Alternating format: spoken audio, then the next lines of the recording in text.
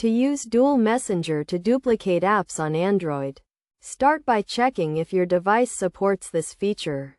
Dual Messenger is a built-in feature on many Samsung devices, but other Android devices may also have similar functionality.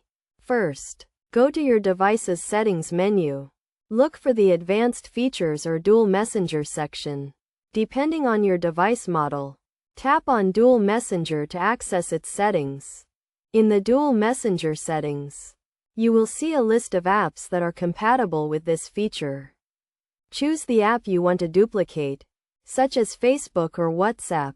Toggle the switch next to the app to enable its duplicate version.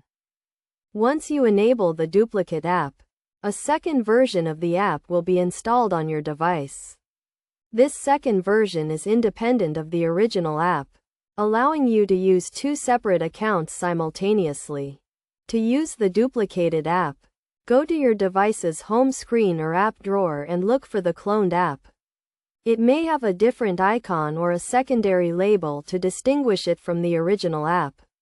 Tap on the duplicated app to open it and set up your second account. When using the duplicated app, keep in mind that it may not receive updates at the same time as the original app.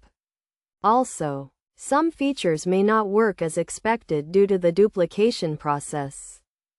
To manage the duplicated app, go back to the Dual Messenger settings and toggle the switch to disable it. You can also uninstall the duplicated app from the settings menu. By following these steps, you can easily duplicate apps on your Android device using Dual Messenger. This feature is useful for managing multiple accounts or separating work and personal life.